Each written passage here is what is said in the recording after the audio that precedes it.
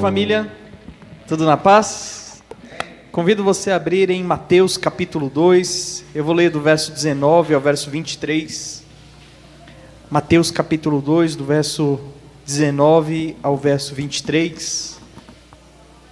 O texto em Mateus aqui vai estar trazendo os primeiros anos de vida de Jesus Cristo. Vou dar destaque a dois personagens que a gente vai entender o porquê na hora da mensagem. Mateus 2, de 19 a 23, diz assim: Depois que Herodes morreu, um anjo do Senhor apareceu em sonho a José no Egito, dizendo: Levanta-te, toma o menino e a sua mãe, e vai para a terra de Israel, pois os que procuram tirar a vida do menino já morreram.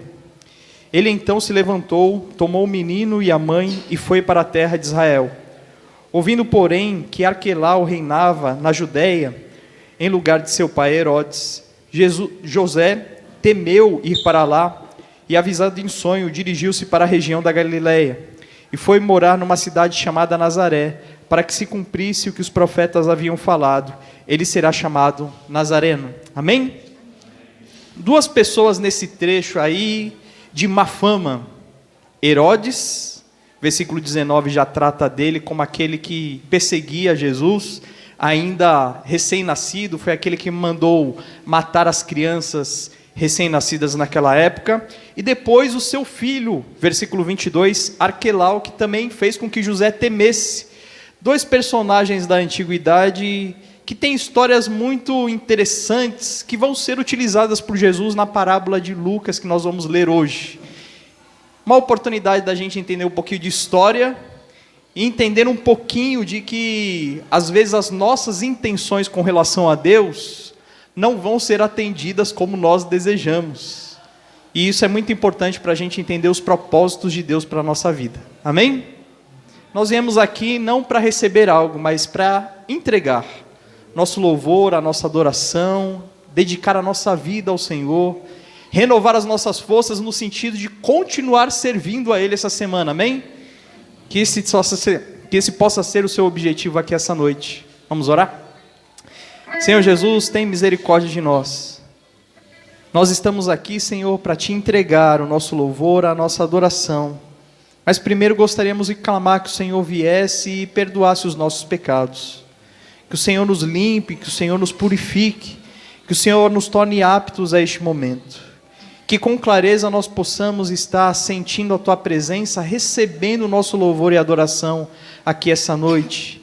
Que tudo que for feito, Senhor, possa ser somente para a honra e glória do Teu nome. Que o Senhor seja o destaque. Que todas as orações sejam para o Senhor. Que cada música que nós cantarmos seja para o Senhor. Que toda a nossa adoração, expressão de louvor, a nossa gratidão possa ser recebida pelo Senhor. Este é o nosso maior desejo. E que no momento que abrimos de novo a Tua palavra, o Senhor possa falar conosco e orientar as nossas vidas, Senhor, no padrão de Cristo, para que nós venhamos a viver a Tua vontade. Em nome de Jesus que nós oramos. Amém. Boa noite, queridos. Graça e paz. Vamos nos colocar em pé aqueles que puderem. E mais uma vez, mais uma noite, exaltar o Senhor, glorificar o nome do Senhor através dos cânticos também, né? O cântico faz parte da adoração ao Senhor, que nós possamos estar realmente, no dia de hoje, nessa noite, estar louvando ao Senhor com alguns cânticos.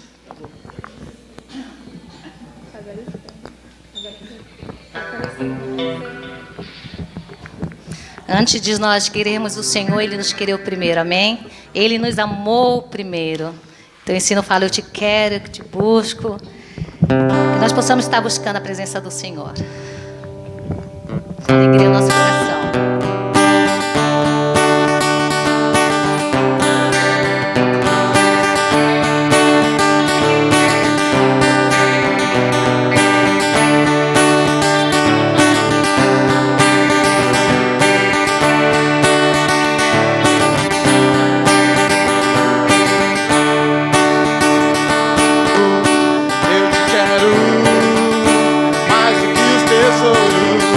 Eu te quero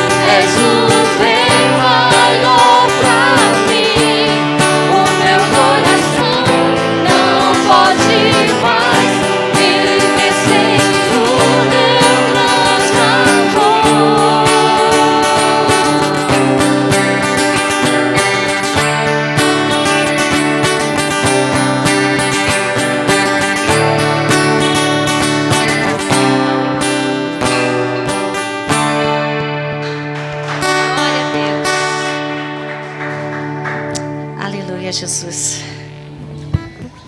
Que o Senhor continue sendo, em primeiro lugar, nosso bem maior. Amém? Sempre Ele seja nosso bem maior.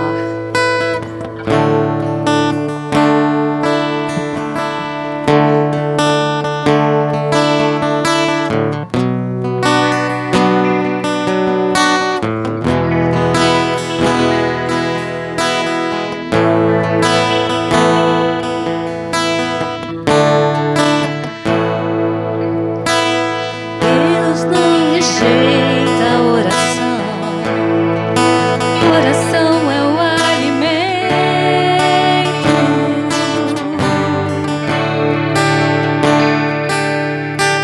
Nunca vi um justo sem respostas ou ficar no sofrimento.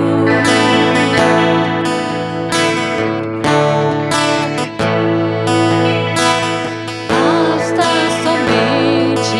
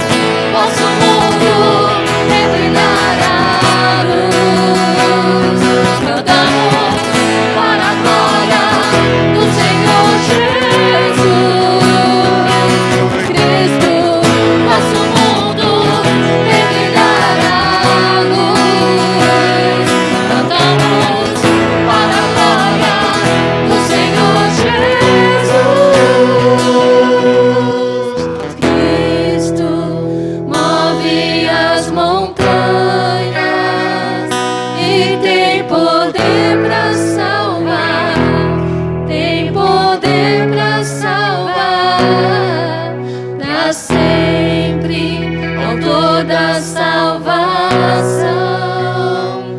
Jesus a morte venceu, sobre a morte venceu.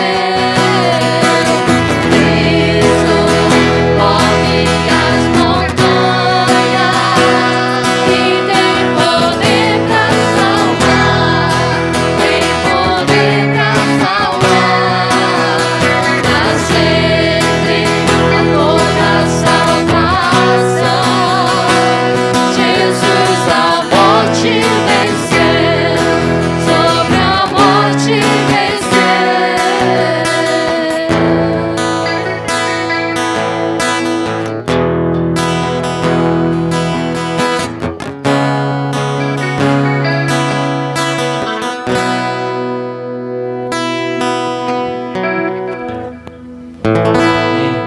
Vamos orar?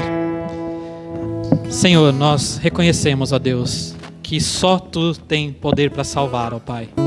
Estamos diante de Ti, ó Deus, sabendo, ó Deus, o quanto o Senhor é poderoso, o quanto o Senhor é soberano, ó Pai. Aceita, Senhor, o nosso louvor, a nossa adoração, ó Deus, que possamos realmente estar aqui com a alma e com o coração aberto, ó Deus, para Te louvar, para Te engrandecer, para ouvir da Tua palavra também, ó Deus, e que saiamos daqui, ó Deus, ainda mais regozijantes, ainda mais diante de Ti, ainda mais cheios do Teu Espírito, ó Pai. Que as pessoas possam reconhecer que nós adoramos a um Deus vivo, ó Pai, e que o nosso testemunho possa influenciar outras pessoas, para que mais e mais pessoas estejam aqui Te adorando e Te louvando assim como nós, ó Pai. É o que pedimos e agradecemos, em nome de Jesus, amém. Amém. Convido você a abrir Lucas capítulo 19. Nós vamos estar lendo do verso 11 ao verso 28. Lucas 19, de 11 a 28.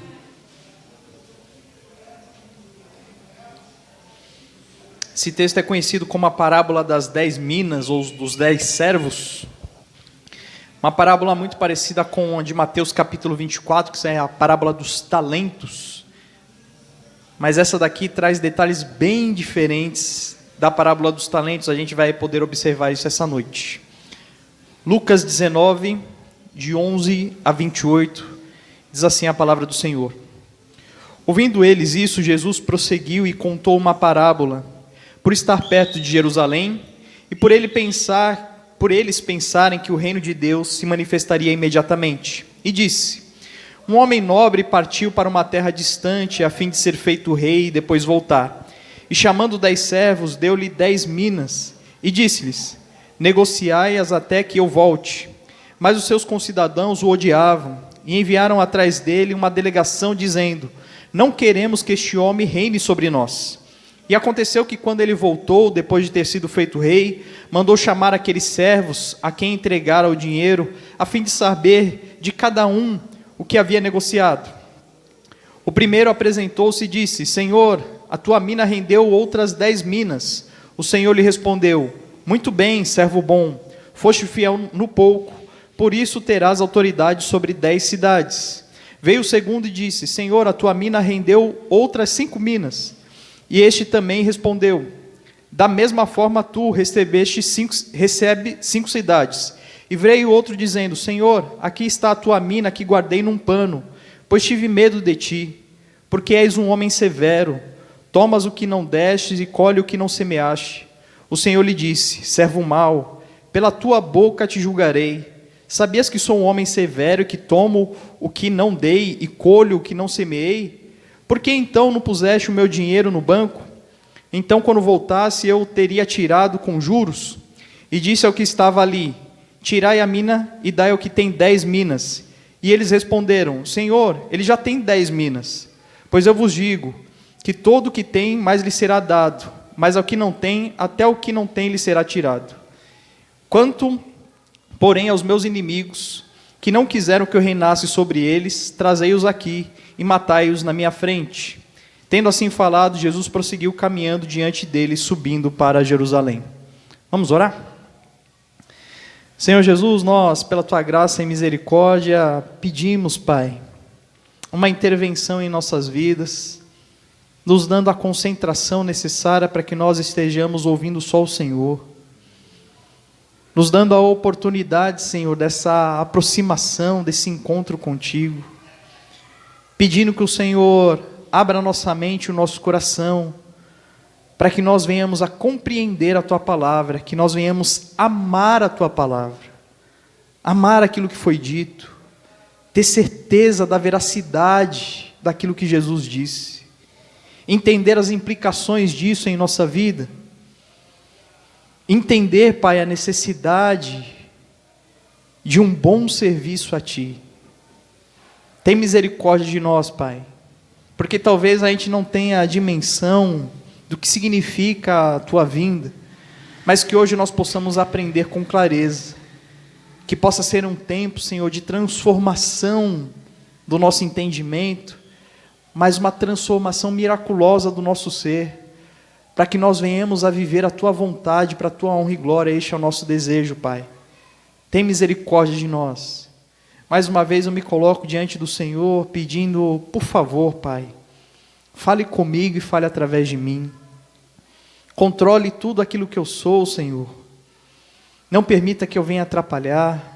Não permita que eu fale algo, Senhor, do meu próprio coração, do meu próprio entendimento, mas que somente o Senhor possa se revelar através de mim essa noite, e que toda a honra e toda a glória sejam dados ao Senhor. Peço que o Senhor também me ajude e faça passar esse mal-estar que eu estou sentindo agora, e que isso não venha atrapalhar, Pai, esse momento contigo, mas que tudo, absolutamente tudo, seja para a honra e glória do Teu nome. É em nome de Jesus que nós oramos. Amém. Vamos lembrar um pouquinho o que está acontecendo? Jesus está chegando ali pertinho de Jerusalém. Se você continuar lendo o texto na sequência na sua casa, você vai ver que ele vai ter a sua entrada triunfal em Jerusalém. Antes, nesse trecho aqui, ele ainda está em Jericó, ok? Ele tinha acabado de ter aquele encontro com o chefe dos publicanos, Zaqueu. O pessoal estava eufórico ali, porque via o poder de Deus se manifestando, transformando a vida de pecadores como Zaqueu, enquanto ao mesmo tempo pessoas murmurando e reclamando porque Jesus se aproximava de pecadores como Zaqueu. Jesus então vem no versículo 10 e traz o destaque da sua missão na sua primeira vinda. Ele diz: porque o Filho do Homem veio buscar e salvar o que se havia perdido. O Filho do Homem veio para buscar e salvar o que se havia perdido. Quando Jesus veio, ele veio para ser rei? Não, ele veio para buscar e salvar o que se havia perdido.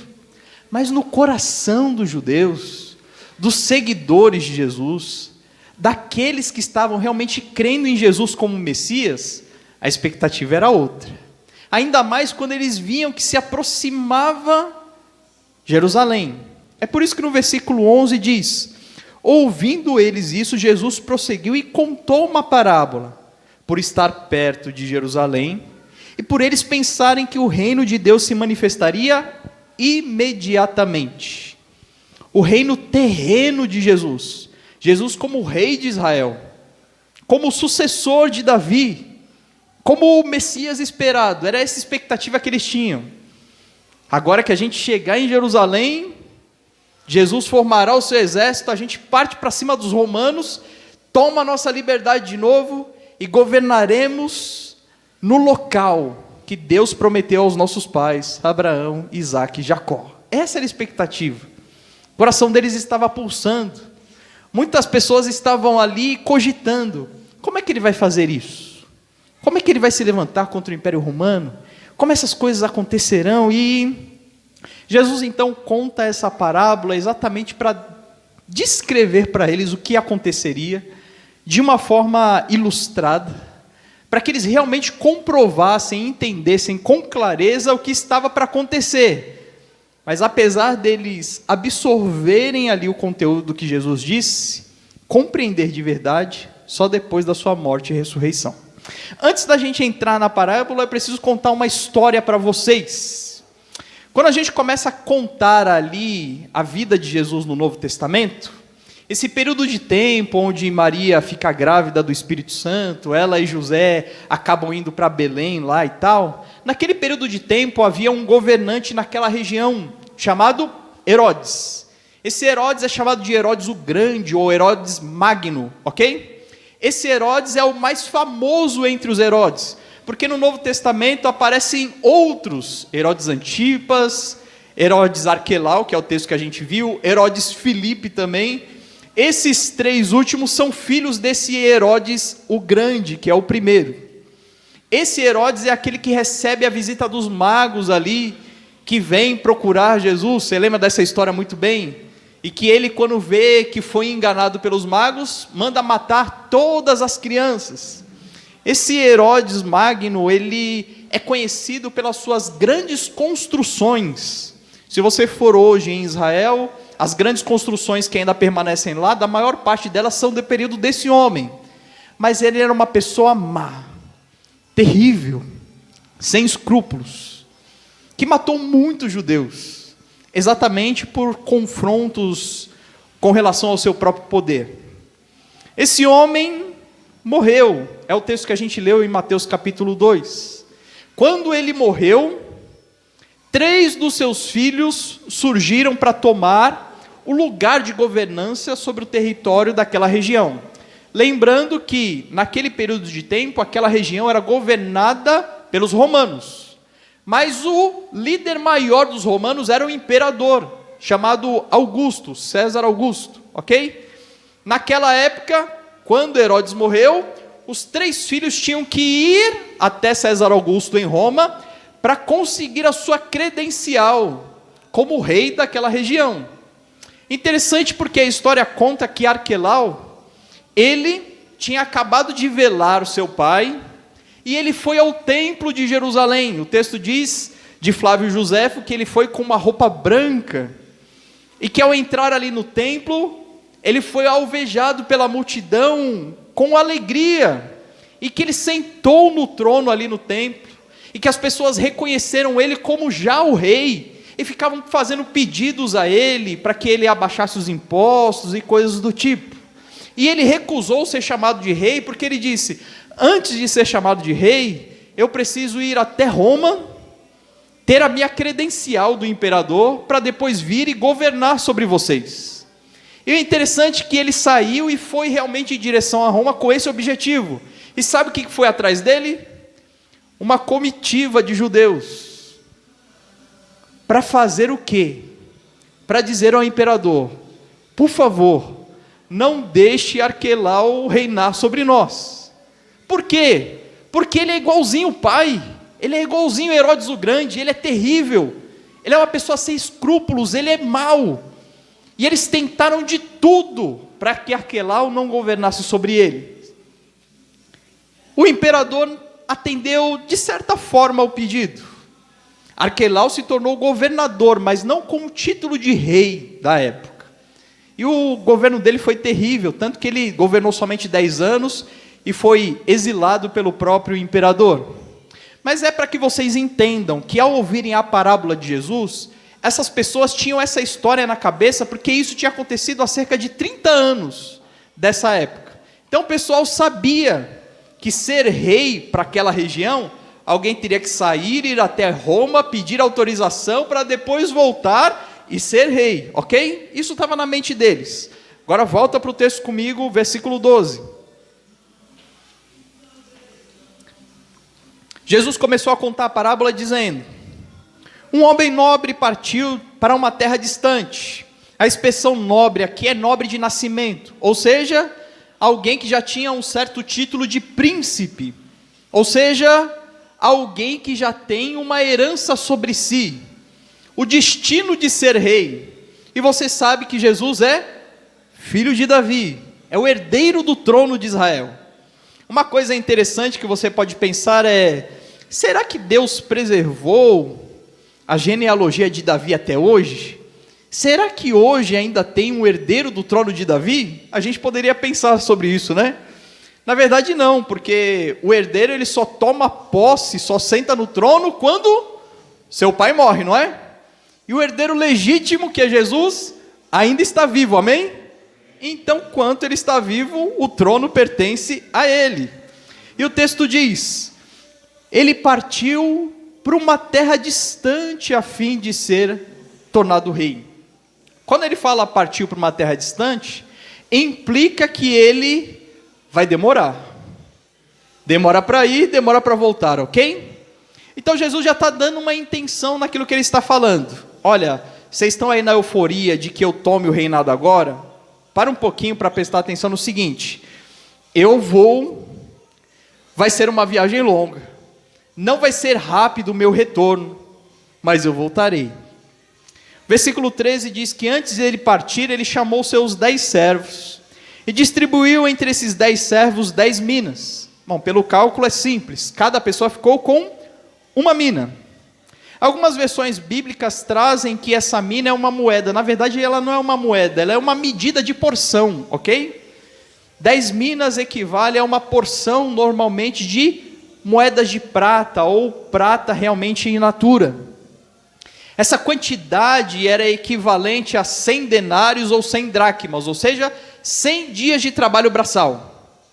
Então, uma mina equivale a praticamente 3 meses de salário. Calcula aí 3 meses de salário seu. Era o que Jesus estava dando a cada um ali, ok? O rei ali estava dando a cada um. Para você ter uma ideia, se você juntasse 4 minas, salário de um ano inteiro. Maravilha? O texto diz que ele deu isso a cada um dos seus servos para que eles negociassem enquanto o rei se retirava. Versículo 14 diz: mas os seus concidadãos o odiavam. Concidadãos não é a mesma coisa que servos, ok? Servos, aqueles que já estão servindo ao rei diretamente.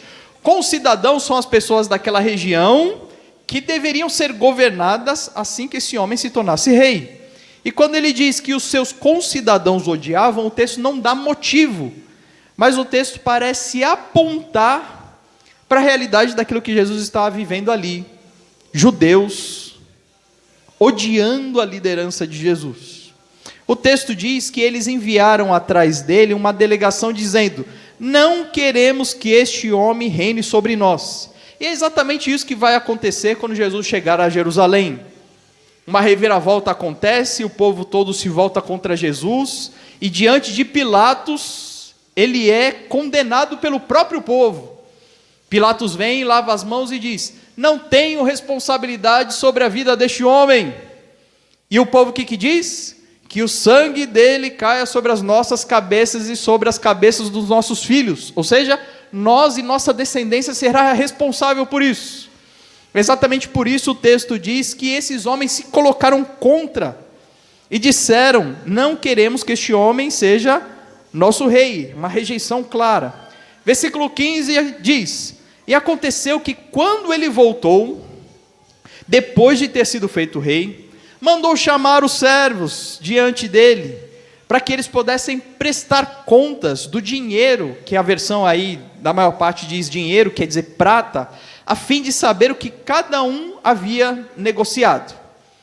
Versículo 16 diz: o primeiro apresentou-se e disse: Senhor, a tua mina rendeu mais 10 minas. E aí você pensa: rapaz, o cara é bom.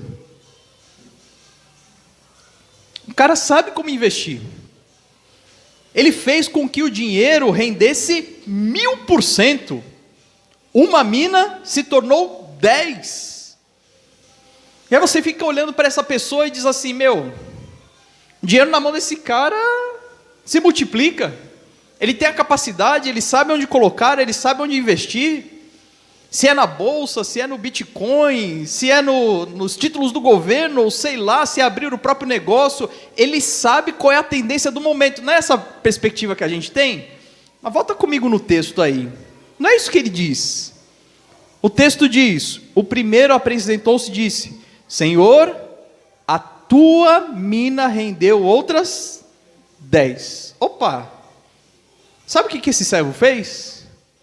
Se colocou numa posição humilde e disse: Senhor, eu não fiz nada. A mina que você deu, ela rendeu como se sozinha. Ela que rendeu. Eu não tive mérito, Senhor.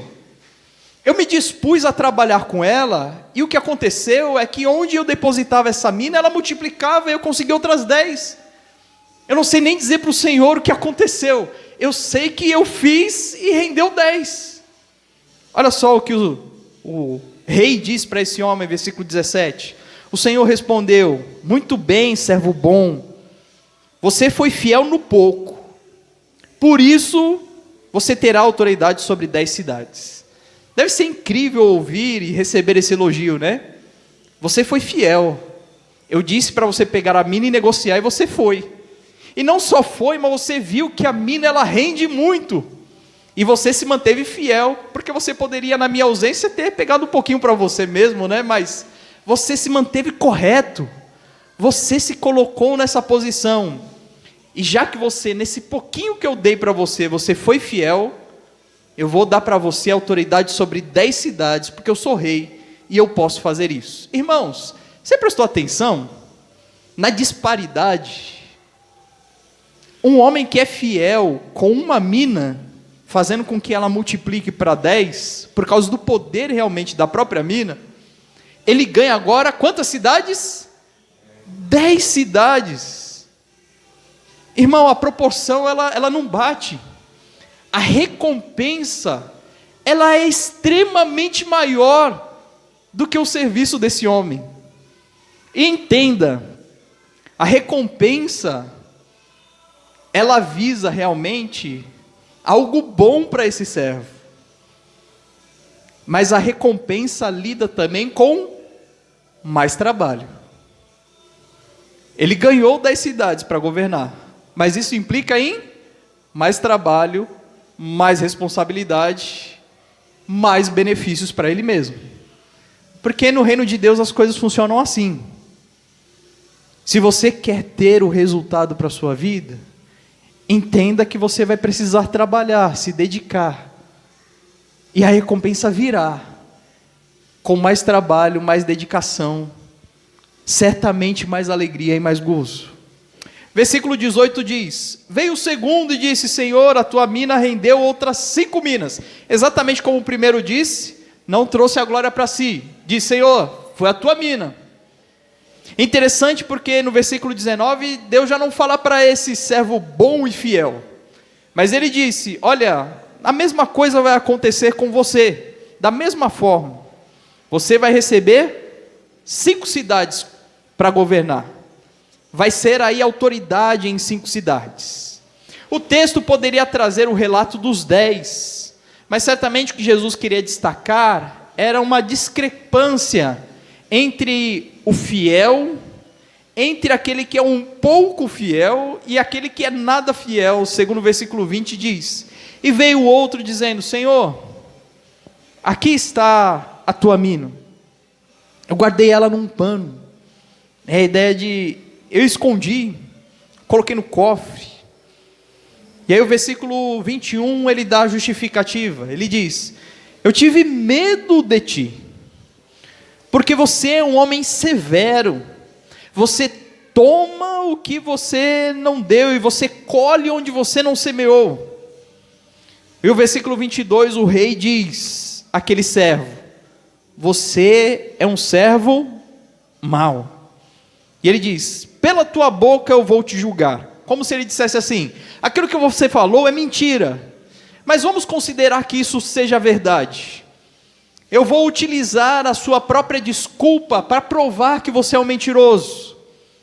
Vamos imaginar que isso tudo fosse verdade, eu vou te julgar exatamente pelas suas próprias palavras. E ele diz: se você sabia que eu sou um homem severo, que eu tomo onde eu não dei, que eu colho onde eu não semeei, por que então, se você estava com tanto medo de perder o dinheiro, de falir, de não ter nada para me retribuir, se você estava tanto medo assim, por que você simplesmente não pegou o dinheiro e colocou lá no banco?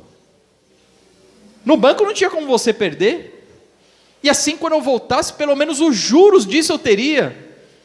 É como se Jesus falasse assim: se você não sabe trabalhar com dinheiro, invista em alguém que sabe, faça alguma coisa. Jesus, na posição desse rei, está trazendo aí à tona a realidade de que não há desculpa para que você não venha a render, a frutificar. Versículo 24: e disse aos que estavam ali: tira a mina desse homem, dai para aquele que tem 10. No versículo 26 as pessoas dizem assim, Senhor, mas... 25, desculpa. Senhor, mas o homem ele já tem 10. Você vai tirar a mina desse daqui e vai dar para aquele que tem 10? Por que você não dá para aquele que tem 5 ou para os outros que talvez tivessem menos, né? Irmãos, nem você e eu que a gente é mais bobinho, a gente faria isso? Imagina se você tem alguém que trabalha para você, que cada mina que você desse rendesse 10. Tá uma mina sobrando, para quem que você vai dar? Olha, lógico para o cara que rende 10, isso é óbvio. Jesus vem e traz então exatamente essa parábola. Olha, quem mais tem, para esse mais será dado. Exatamente porque vem para a mão dele e ele multiplica. E para aquele que não tem, mesmo aquilo que não tem lhe será tirado, o que parece uma contradição. Como é que a gente vai tirar algo daquele que não tem nada? Mas Jesus está falando assim, eu dei a mina não é sua. Você não tem nada.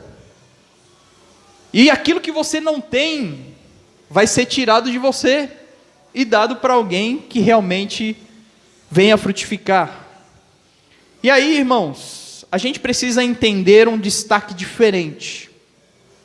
Porque apesar desse último ser um servo mau, o rei continua chamando ele de servo. Ele diz, você é um servo mau. Qual foi a penalidade dele? Perdeu a mina. Ele deixou de render. Mas ele foi penalizado de alguma forma a mais? Não, não foi. Existe uma diferença no texto clara sobre quem é servo e quem é aquele que se coloca contra o rei, dizendo, não governe sobre nós.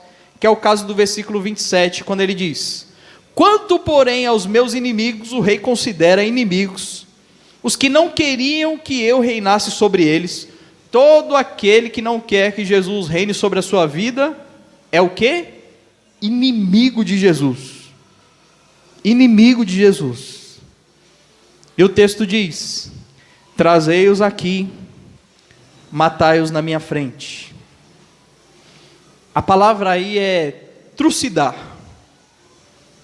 Matar com requintes de crueldade. E a gente para assim para pensar e fala assim, Rafael, isso daqui não tem a cara de Jesus não. Mandar trazer para matar na frente dele, isso não parece o Jesus paz e amor que a gente conhece. Na realidade, irmãos, a condenação divina é sempre diante de Deus. Deus ele está em todos os lugares, amém? Toda e qualquer condenação do Senhor vai ser diante dele, inclusive esta aqui no caso. Os inimigos de Deus estão escolhendo a morte, e não é qualquer morte, é uma morte terrível, Jesus faz questão de dizer. Jesus dá exatamente esse destaque para mostrar que quem renega ele como rei, as consequências são mortais e eternas. Aquele que é servo pode até falhar no serviço, mas mesmo assim continuará sendo servo, como se Jesus vinculasse isso à salvação. Mesmo se você é um mau servo, você não perde. Agora, quem diz, rei, eu não quero que você reine sobre a minha vida, não quero obedecer você, eu não quero obedecer os seus mandamentos, não quero obedecer a sua vontade, eu discordo da sua palavra, eu vou fazer as coisas do meu jeito, eu me recuso a me submeter, a me curvar diante do Senhor. Esse é morte, uma morte terrível. Esse é o resultado que muitas pessoas talvez não compreendam sobre o retorno de Jesus. No versículo 28 ele encerra esse trecho dizendo, tendo assim falado, Jesus seguiu caminhando diante dele, subindo para Jerusalém. Jesus vai, diz tudo o que vai acontecer, e depois continua indo para Jerusalém. Amém? Vamos tentar trazer algumas lições para as nossas vidas. Versículo 12, logo que Jesus diz que o que está esperando por ele é uma viagem longa, ele diz que ele vai ter que ir para ser feito rei e depois voltar. Amém? A primeira lição é muito óbvia, irmãos. Jesus vai voltar. Como é que é a sua reação diante disso?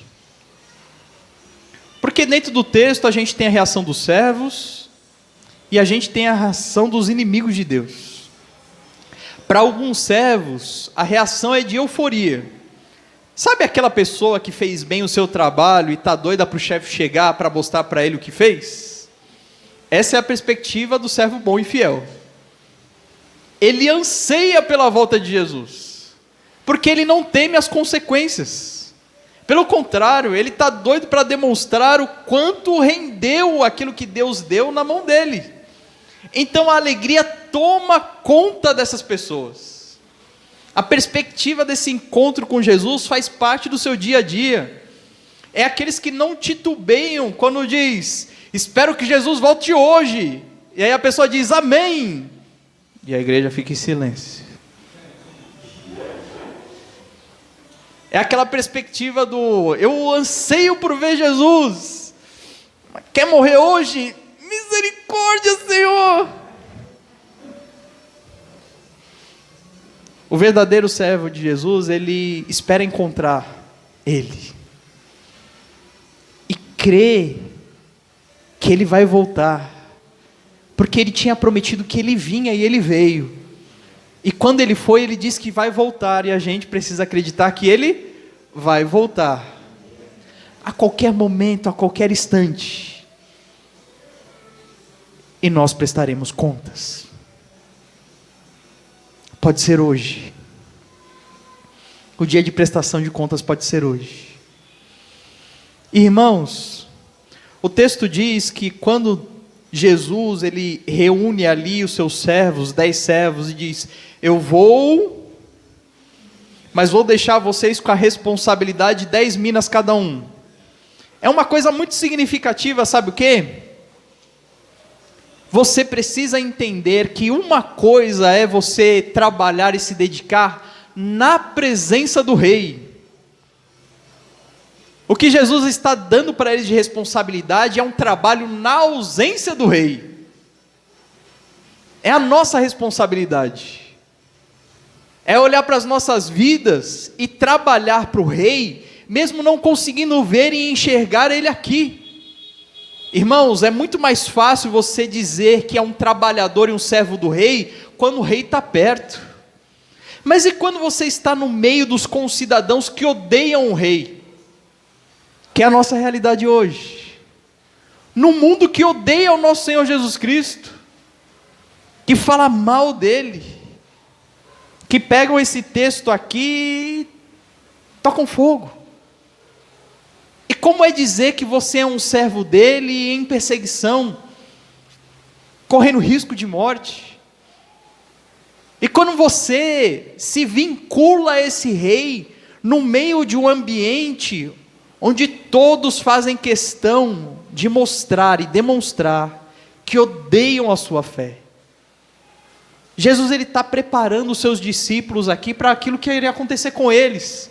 É como se Jesus falasse, preste atenção, eu estou com vocês agora, a gente está indo para Jerusalém, eu vou embora, vou deixar vocês com uma responsabilidade, e vocês estarão sem a minha presença física, mas continuem sendo fiéis, servos bons, frutificando, fazendo multiplicar aquilo que chega à sua mão. Irmãos, isso é o que o Senhor espera de nós. Não existe espaço dentro da serventia ao Senhor Jesus para pessoas que não saibam multiplicar as coisas. E aí você talvez esteja olhando para esse texto e falando assim, Senhor, misericórdia, porque eu acho que eu estou mais para esse servo mau do que para o servo bom. Porque na realidade eu não tenho multiplicado nada, eu não tenho feito nada, eu olho para a minha vida e não consigo ver frutos que venham render para Jesus Cristo. E eu gostaria de destacar mais uma vez aquilo que o primeiro servo fala no versículo 16, que diz, que o primeiro servo apresentou-se e disse, Senhor, a tua mina rendeu outras 10 minas. Irmãos, você precisa entender que aquilo que Deus te colocou na mão como responsabilidade para você multiplicar, se multiplica sozinho. É só você desejar trabalhar. É só você querer servir. Enquanto você fica achando que é você que vai fazer multiplicar, você vai guardar a mina no bolso, como fez o servo mau. Enquanto você achar que depende de você, da sua própria capacidade, das suas habilidades, você acha que você tem alguma capacidade ou habilidade para salvação espiritual de alguma pessoa? Cresce, irmão. Isso não acontece. Isso é uma mentira de Satanás, querendo convencer você que a sua habilidade em manejar a palavra de Deus, que vai converter o coração de alguma pessoa. Não é. É o Espírito Santo que vai falar através de você e vai usar a sua palavra, porque Ele é poderoso para fazer isso sozinho, mas Ele quis que você participasse disso. É só você ir. É só você ir. Já pensou como será incrível quando você chegar diante do Rei Jesus e você estiver cheio de coisas para dar para Ele, e você puder olhar nos olhos dele e falar assim: Senhor Jesus, eu não sei como essas coisas vieram parar aqui, eu não sei, é sério, o Senhor só me pediu para ir, eu fui, o Senhor só me pediu para fazer e eu fiz, e eu não sei como parou aqui. Eu sei que é teu, eu sei que é do Senhor, eu sei que o mérito é todo do Senhor, porque foi o Senhor que fez multiplicar. E aí Jesus olhar dentro dos nossos olhos e dizer: servo bom e fiel, você entendeu? Você entendeu? Você entendeu que se você for fiel no pouco, a recompensa vai ser enorme. Irmãos, isso daqui é a promessa de Deus para as nossas vidas. Se a gente parar de guardar aquilo que o Senhor colocou na nossa mão como responsabilidade, e simplesmente investir, sem medo de perder aquilo, sem receio de não dar certo, é só desse jeito, é só com um passo de fé, é só dessa forma que nós multiplicaremos. Às vezes a gente olha para esse texto assim e fica pensando: não pode ser que Jesus aqui ele tá falando sobre dinheiro, né? Olha, é óbvio que ele está falando sobre dinheiro, mas é certo que nós podemos aplicar essa questão das minas e da responsabilidade como muitas coisas na nossa vida. E primeira coisa que a gente precisa dar um destaque é uma coisa que a gente aprende desde o Jardim do Éden. Você lembra que Deus formou o homem e a mulher, fez o jardim para eles e deu para eles desfrutarem do jardim, não é? Mas Ele disse o seguinte: o jardim é de vocês, vocês podem desfrutar do jardim, come do que quiser, se diverte aí com os animais e tal, vivam a vida de casal maravilhosa. Mas vocês são responsáveis por cuidar do jardim. Não é assim que funciona? Irmãos, para as nossas vidas é a mesma coisa. Quer desfrutar do seu casamento? Toma conta da sua esposa, toma conta do seu marido. Quer desfrutar de ser pai, de ser mãe? Toma conta dos seus filhos. Quer desfrutar a alegria dos pais? Seja um bom filho. Quer desfrutar a alegria de um bom serviço, de um bom salário? Seja um bom servo. Deus dá as coisas para a gente, não é só para a gente usufruir, e quando já não tiver mais do estado inicial que Ele nos deu, jogar fora porque a gente não cuidou. Você imagina Adão chegando diante de Deus e falando assim: Senhor, dá para arrumar um outro jardim? Porque o primeiro aqui, está tudo sujo já. as plantas aí não podaram, está tudo de galho para tudo quanto é lado, eu nem consigo andar direito aqui. Dá para você providenciar um outro jardim? Não existe isso, né? Na verdade, nem deu tempo para isso acontecer. Mas é que para você entenda que aquilo que você quer usufruir, antes vem a responsabilidade de você cuidar. E é por isso que Jesus, ele disse assim, olha, presta atenção, servo. Eu não vou dar grande quantidade para você. Eu vou dar um pouquinho, para ver se você é fiel no pouco. E se você for fiel no pouco, eu multiplico a sua fidelidade. Então ele vai lá e dá uma mina só. E o que você vai fazer com essa mina? Quando eu falei para vocês no início que mina era cerca de 3 meses de salário, vamos reduzir aí, o que faz você com 1 mês do seu salário? Agora se justifica diante do rei dizendo que você merece 10 cidades. Será que tem justificativo? Na sequência eu vou pular o segundo aqui, que é a mesma linha ainda do primeiro, apesar dele ser, digamos, quase que neutro. Não foi um trabalho extraordinário, mas também não foi o pior, mas Jesus faz questão de dizer, seu trabalho foi reconhecido, 5 cidades você vai governar. Quando vem o terceiro é aquele que, assim como os 2 primeiros, coloca em Deus a responsabilidade pelos seus atos. Os 2 primeiros disseram, Senhor, foi o teu dinheiro que multiplicou, dando honra a Deus, se colocando em humildade, certo? Só que esse daqui, ele colocou a culpa em Deus do seu mau desenvolvimento. E quando ele chega no versículo 21, ele diz que ele tinha medo de Deus. E aí ele coloca para fora aquilo que ele achava de Deus. Ele diz que ele achava que Deus era uma pessoa severa. Achava que ele tomava coisas que ele não deu, que ele colhia onde ele não semeou. Irmão, será que tem servos de Deus hoje que pensam isso? Tem. Já por várias vezes eu ouvi as desculpas, tiradas até de texto bíblico. Pastor, sabe por que eu não faço? Porque eu tenho medo de usar a palavra de Deus em vão. Eu tenho medo de fazer a obra de Deus relaxadamente. E, pastor, e se eu ensinar alguma coisa que não está na Bíblia? Sabe aquele tipo de desculpa que diz, Senhor, o problema não sou eu, o problema é o Senhor. O Senhor não percebeu que você escolheu para ser servo a alguém que não é capaz de fazer o serviço? O Senhor achou que eu ia evangelizar?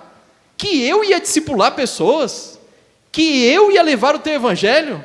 O Senhor prestou atenção em mim de verdade? Eu acho que o Senhor se enganou, hein?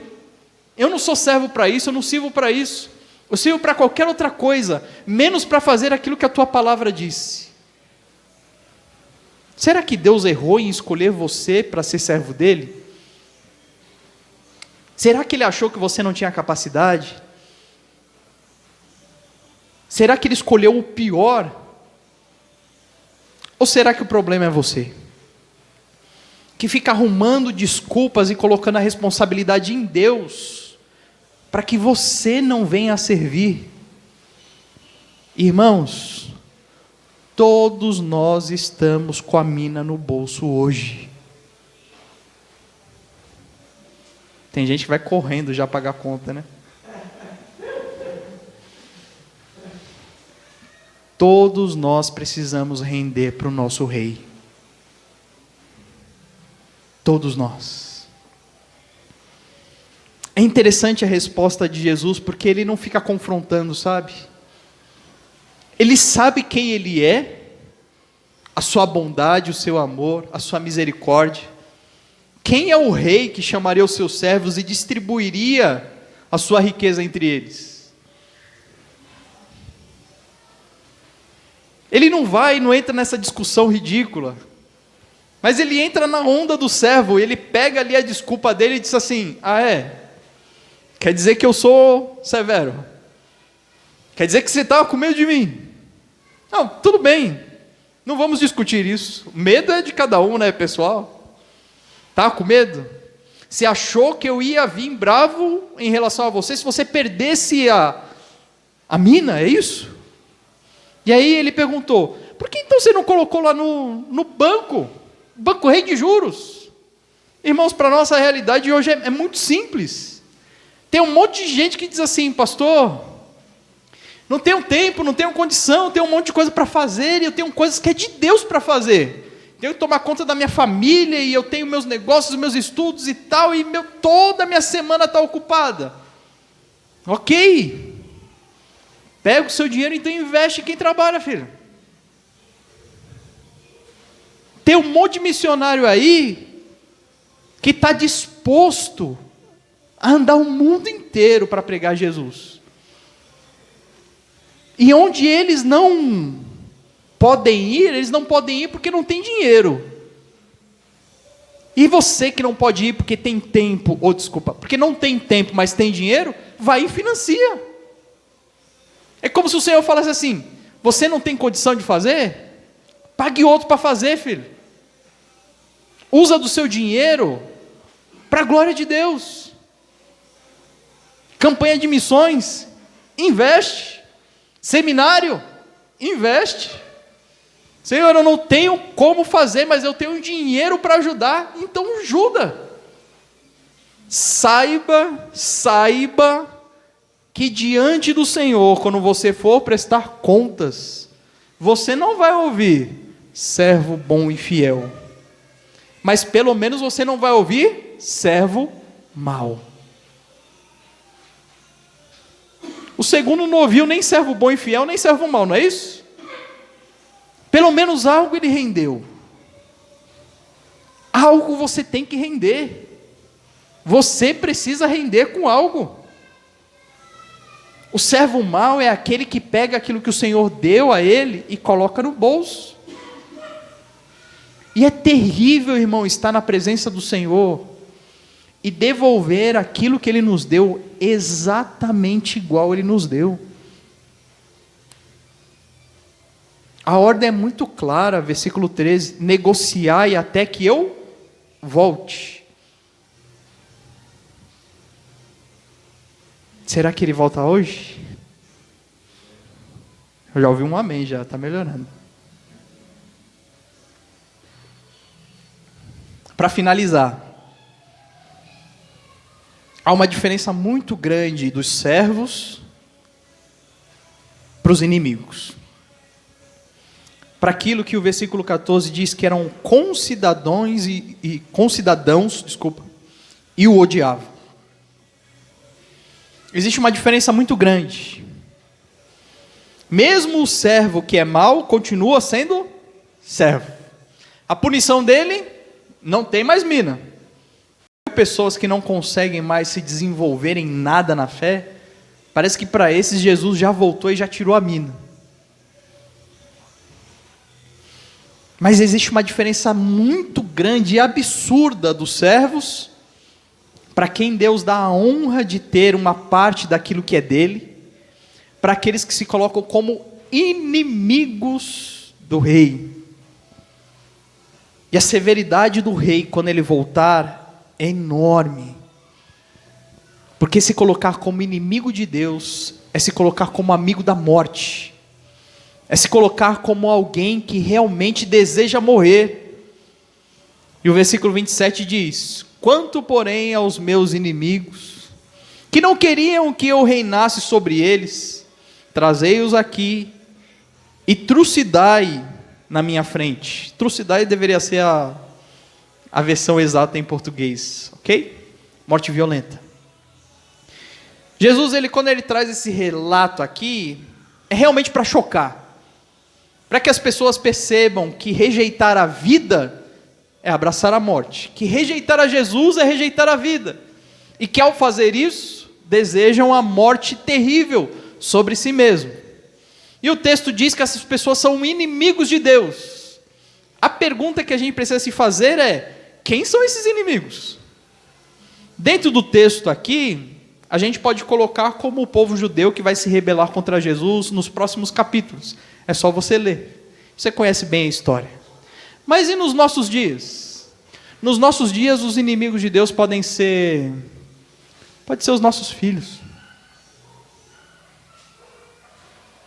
Aqueles que se colocam contra o Evangelho e dizendo assim: eu não quero saber de Jesus. Eu não quero obedecer a Jesus. Eu não quero me dobrar a Ele. Eu não vou me render a Ele. Prefiro viver a vida do jeito que eu estou vivendo. Eu já conheci, eu já fui lá na igreja, eu já ouvi as historinhas, eu sei a Bíblia de Gênesis e Apocalipse. Eu não quero. Quem vai alertar eles que a morte vai ser terrível? Pode ser os nossos cônjuges, esposa, marido, pode ser os nossos pais, os nossos amigos, os nossos parentes, os vizinhos lá à sua volta. A gente não fica todo lamentado e sim quando a gente vê uma morte terrível? Uma semana atrás, mais ou menos, eu tinha saído para ir comprar alguma coisa. E quando eu cheguei na esquina de casa tem um pátio de estacionamento. E aí o rapaz lá que é funileiro, ele me conhece, é da igreja do Casqueiro, e falou assim: você viu, rapaz? Eu falei assim: não. E aí eu olhei para dentro do pátio assim, tinha um carro grande, branco. Eu sei que o carro era da Renault, por causa da roda, mas não sei nem que carro era. O fato é que ele estava totalmente destruído. Conhece fulano de tal? O filho dele morreu num acidente de carro. Ele morreu na hora. E aí você olha a situação do carro e fica imaginando tudo, e aí dá aquele mal-estar, sabe? Uma morte terrível. Irmãos, é esse mesmo mal-estar que devia estar agindo em você nesse momento. Jesus está falando de uma morte terrível para as pessoas que estão ao redor de nós, sem conhecê-lo, ou então rejeitando o Senhor sem saber, achando que servir ao Senhor é algo ruim, muitas vezes por causa de servos maus. E a gente precisa chegar para essas pessoas e dizer: rei, eu sou servo desse rei, e eu digo para você que Ele é bom, que Ele é amor, que Ele distribui com os seus servos aquilo que é dele, e que quando a gente age com fidelidade, Ele nos retribui muito mais do que nós deveríamos receber. Somos nós que vamos apresentar para essas pessoas. Só nossa responsabilidade, irmãos, é a nossa responsabilidade entender claramente que quando Jesus voltar, acabou o tempo. Acabou o tempo de servir. Acabou o tempo da salvação para esses. E que o choque deles com essa realidade vai ser tão grande, mas não vai dar tempo nem de reagir. Porque a morte deles será terrível e eterna. E o texto pode estar falando de pessoas que nós amamos, ou pelo menos diz que amamos. Entende? Jesus prepara os seus discípulos para aquilo que vai acontecer. E a palavra final é Ele dizendo: eu vou para ser feito rei. Quando eu voltar, eu já serei rei. E o papo vai ser diferente. A minha vinda não vai ser mais para salvar o perdido. A minha vida será para cobrar vocês do que vocês fizeram. Dos meus servos, quanto frutificaram. E daqueles que não quiseram a minha pessoa como rei, para a morte eterna. Irmão, se você está achando que quando Jesus voltar, Ele vai voltar para salvar, como foi da primeira vez, você está enganado. E talvez você tenha que repensar aí nas suas orações o seu desejo da volta dele. Ou espero eu que você mude as suas atitudes e fique ansioso para que ele volte. Porque é isso que ele quer. Porque é isso que ele deseja ver.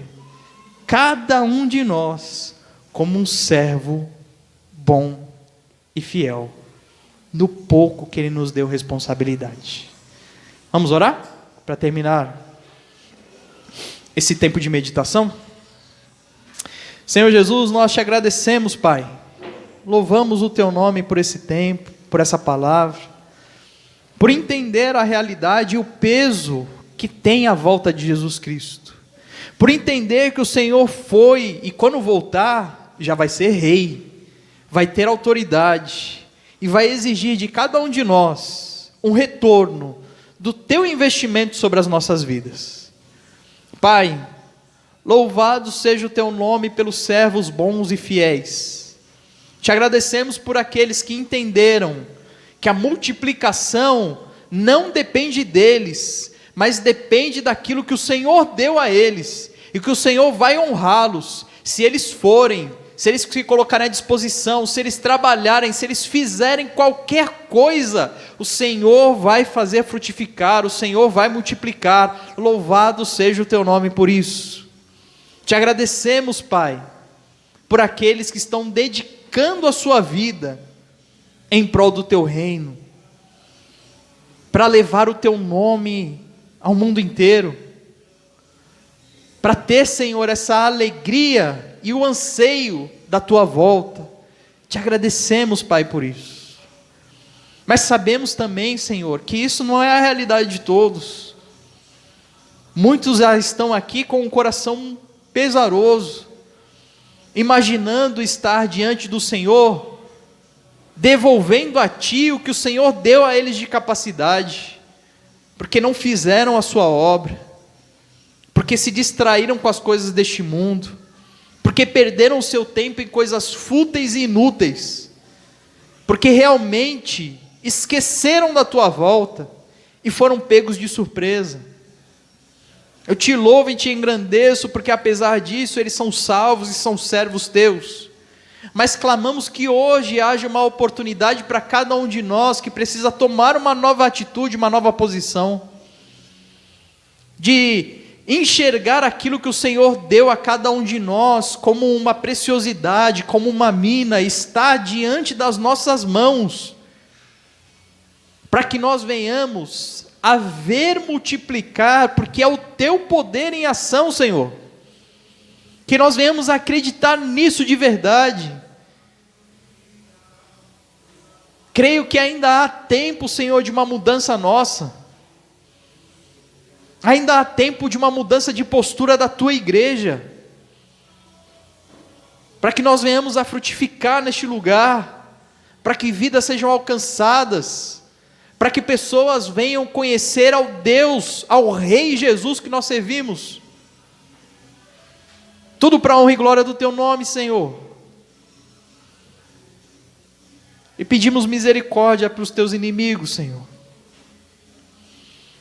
A gente sabe que o dia que o Senhor voltar, não vai ter mais chance. Mas pedimos encarecidamente, Senhor, por favor, que nós sejamos os alertas ainda enquanto o Senhor não volta.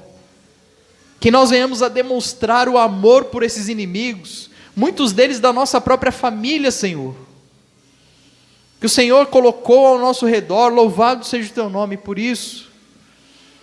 Pelo privilégio, Senhor, de levar o teu evangelho, pela alegria de te servir e de proclamar o Rei a quem servimos.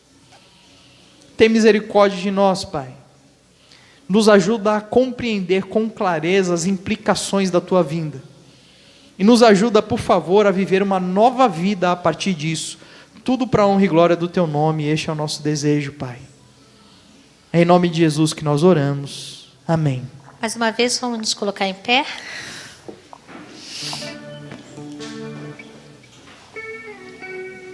Cantar mais uns 2 cânticos.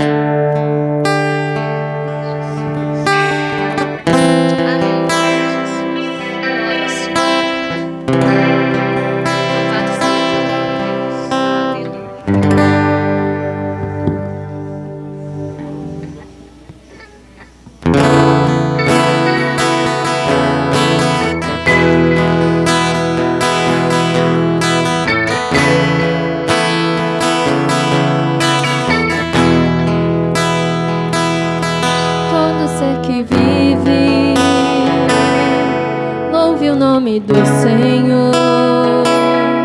Toda criatura se derrame aos seus pés. Ao som da sua voz, o universo se desfaz.